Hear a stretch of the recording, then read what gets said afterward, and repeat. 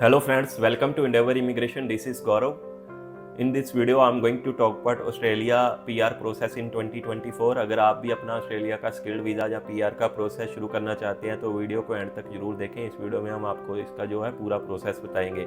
तो वीडियो को शुरू करें इससे पहले अगर आप हमारे चैनल पे जो फर्स्ट टाइम विजिट कर रहे हैं तो प्लीज़ डू सब्सक्राइब और चैनल। इसके अलावा आप हमें फेसबुक एंड इंस्टाग्राम पे भी फॉलो कर सकते हैं। So let's start the video without any delay. तो गाइस, अगर आप अपना ऑस्ट्रेलिया का PR का प्रोसेस शुरू करना चाहते हैं तो सबसे पहले आपको जो है अपनी एलिजिबिलिटी चेक करनी होती है, जो इसका फर्स्ट स्टेप है। तो एलिजिबिलिटी आपकी जो है इस चीज़ पे डिपेंड करती है कि आपकी एज कितनी है, आपका ऑक्यूपेशन क्या है, आपके पास क्या क्या स्किल्स हैं, आपका वर्क एक्सपीरियंस क्या है, आपकी क्वालिफिकेशन क्या है, या आपके इंग्लिश लैंग्वेज स्कोर्स जैसे कि IELTS PT के स्कोर्स क्या हैं, या इसके अलावा अदर फैक्टर्स आ जाते हैं कि आपकी कोई ऑस्ट्रेलिया की स्टडी है जहाँ आप ऑफशोर या ऑनशोर से अप्लाई कर रहे हो। तो नॉर्मली जो ऑस्ट्रेलिया में है 3 वीज़ास आते हैं जो स्किल्ड वीज़ास होते हैं PR के लिए। जो सबसे पहला वीज़ा होता है वो स्किल्ड इंडिपेंडेंट वीज़ा होता है जिसको सब क्लास 189 बोलते हैं। सेकंड जो वीज़ा होता है वो होता है स्किल्ड नॉमिनेटेड वीज़ा जिसको सब क्लास 190 या स्टेट स्पॉन्सरशिप वीज़ा भी बोलते हैं। तीसरा जो इनका वीज़ा होता है वो होता है skilled work regional provisional visa जिसको सब क्लास 491 बोलते हैं। तो जो ये तीनों ही वीज़ास हैं इनकी जो एलिजिबिलिटी है वो 65 पॉइंट्स की है। अगर आपके पास 65 पॉइंट्स हैं तो आप जो है इनके लिए अपनी जो है EOI डाल सकते हैं। तो जो सेकंड स्टेप आता है ऑस्ट्रेलिया PR के लिए वो होता है स्किल असेसमेंट। तो आफ्टर चेकिंग यूर एलिजिबिलिटी आपको जो है अपनी स्किल असेसमेंट लेनी होती है। तो ऑस्ट्रेलिया में अगर आप किसी भी ऑक्यूपेशन में हैं, आप अपनी PR डालना चाहते हैं तो आपको उसकी रिलेवेंट असेसिंग बॉडी से जो है अपनी पॉजिटिव स्किल असेसमेंट लेनी होती है। जैसे कि अगर आप IT प्रोफेशनल है तो आपको ऑस्ट्रेलियन कंप्यूटर सोसाइटी से अपनी स्किल असेसमेंट करवानी होती है। अगर आप इंजीनियर हैं तो आपको इंजीनियर ऑस्ट्रेलिया से करवानी होती है। अगर आप अकाउंटेंट या ऑडिटर हैं तो आपको जो है CPA ऑस्ट्रेलिया या CA ऑस्ट्रेलिया से अपनी जो है स्किल असेसमेंट करवानी होती है। इसके अलावा आपके पास कोई भी अदर ऑक्यूपेशन है जैसे कि आप मैनेजर हैं, मार्केटिंग स्पेशलिस्ट हैं, ट्यूटर हैं, या आप कोई भी इन्वेस्टर हैं, आप बैंकर हैं, तो आप जो है वेटसेस से अपनी स्किल असेसमेंट करवा सकते हैं। वेटसेस जो है ऑस्ट्रेलिया की सबसे बड़ी असेसिंग बॉडी है जिनके अंदर जो है 360 जो है प्रोफेशनल ऑक्यूपेशंस आ जाते हैं। तो अगर आपको पॉजिटिव स्किल असेसमेंट मिलती है तो ही जो है आप थर्ड स्टेप पे जा सकते हैं जिसको आप बोलते हैं EOI यानी कि एक्सप्रेशन ऑफ इंटरेस्ट। तो एक्सप्रेशन ऑफ इंटरेस्ट डालने के लिए आपके पास जो है पॉजिटिव स्किल असेसमेंट होनी चाहिए जिसमें उन्होंने आपकी जो क्वालिफिकेशन है उसको सूटेबल बताया हो, जहाँ आपका जो वर्क एक्सपीरियंस है वो उसको उस ऑक्यूपेशन से जो है वो सूटेबल हो। तो स्किल असेसमेंट के रिजल्ट लेटर पे ही वो ये सारी चीज़ें मेंशन कर देते हैं कि आप कितना वर्क एक्सपीरियंस क्लेम कर सकते हैं, आपकी जो स्किल असेसमेंट पॉजिटिव है, आप इस ऑक्यूपेशन के लिए सूटेबल हो या नहीं हो। So after getting skill assessment आप अपनी वही लॉन्च कर सकते हैं। तो देन जो फोर्थ स्टेप होता है वो होता है इनविटेशन टू अप्लाई वीज़ा, जहाँ होता है स्टेट और टेरिटरी नॉमिनेशन। तो आपने अपनी एलिजिबिलिटी चेक करके जिन जिन भी सब क्लासेस के लिए सब क्लास 189, 190 और 491 के लिए अपनी जो है EOI डाल दी, तो उसके बाद जो है स्टेट या टेरिटरीज आपकी जो है प्रोफाइल देख के आपको पूल से उठा के नॉमिनेशन भेजते हैं।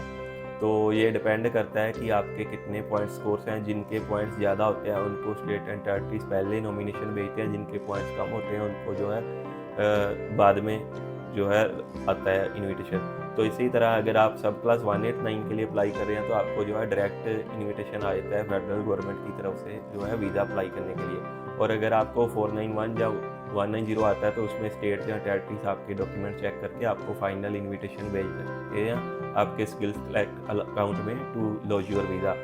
तो जो फिफ्थ स्टेप होता है वो वीज़ा एप्लीकेशन का स्टेप होता है। तो पहले जितने भी स्टेप्स थे जैसे कि आपने अपना EOI लॉन्च किया या कुछ भी किया उसमें आपको अपने डॉक्यूमेंट्स की अपलोड करने की ज़रूरत नहीं होती थी। तो जब फिफ्थ स्टेप जो वीज़ा एप्लीकेशन का है, अगर आपको इनविटेशन आ जाता है तो उसमें जो है आपको अपने सारे डॉक्यूमेंट्स अपलोड करने होते हैं, जैसे कि आपके पासपोर्ट कॉपी या आपके अदर ID डॉक्यूमेंट्स, इसके अलावा आपके स्किल असेसमेंट्स के रिजल्ट जिसमें आपकी पॉजिटिव स्किल असेसमेंट आई है, इंग्लिश लैंग्वेज रिजल्ट जैसे कि आपके IELTS या PT के रिजल्ट्स हो गए, इसके अलावा आपके हेल्थ या करैक्टर सर्टिफिकेट यानी कि आपकी PCC एंड हेल्थ एग्ज़ाम के रिजल्ट्स, इसके अलावा आपके वर्क एक्सपीरियंस के प्रूफ्स एंड आपके क्वालिफिकेशंस यानी कि आपके डिग्री सर्टिफिकेट्स या आपके matric and higher secondary schools के सर्टिफिकेट्स, जहाँ इसके अलावा कुछ अदर सपोर्टिंग डॉक्यूमेंट्स जो भी आपने अपना उसमें पॉइंट्स क्लेम किए हुए हैं अपनी EOI में। सो जो इसके बाद का नेक्स्ट स्टेप होता है वो होता है वीज़ा डिसीजन का। तो वीज़ा डिसीजन डिपेंड करता है प्रोसेसिंग टाइम पे। कुछ वीज़ाज़ के लिए जो है अभी प्रोसेसिंग टाइम 6 मंथ्स का है, कुछ वीज़ाज़ के लिए जो ऑफशोर से प्रोसेसिंग टाइम है 1 साल तक भी पहुंच गया। तो वो डिपेंड करता है कि उस वीज़ा या उस सब क्लास का कितना प्रोसेसिंग टाइम चल रहा है, और इस चीज़ पे भी डिपेंड करता है कि वो आपने कौन सी सब क्लास के लिए अप्लाई किया था और आपका ऑक्यूपेशन जो है वो प्रायोरिटी लिस्ट में है या नहीं। इसके अलावा ये टाइम टू टाइम चेंज होता रहता है, कभी जो प्रोसेसिंग टाइम है 6 मंथ्स हो जाता है, कभी 12 मंथ्स हो जाता है। सो अब मैं कुछ इम्पोर्टेंट चीज़ों के बारे में बात कर लेता हूँ जो आपको कंसीडर करनी चाहिए। तो जो ऑस्ट्रेलिया के तीनों ही सब क्लासेस जो पॉइंट्स बेस्ड वीज़ा होते हैं, इनमें आपको जो है 65 पॉइंट्स चाहिए होते हैं। तो जिनके पॉइंट्स ज़्यादा होते हैं उनको पहले इनविटेशन आता है। तो जो आपके पॉइंट्स हैं वो इस चीज़ पे डिपेंड करते हैं कि आपकी एज कितनी है, आपके इंग्लिश लैंग्वेज कोर्स क्या है, आपका एक्सपीरियंस कितने साल का है, और आपकी जो है हाईएस्ट क्वालिफिकेशन क्या है, या कुछ अदर फैक्टर्स जैसे कि ना TCCL एग्ज़ाम हो गया, जहाँ आपके पार्टनर के पॉइंट्स हो गए, जहाँ आप सिंगल हो उसके पॉइंट्स हो गए। तो जिनके हायर पॉइंट्स होते हैं उनको पहले इनविटेशन आता है।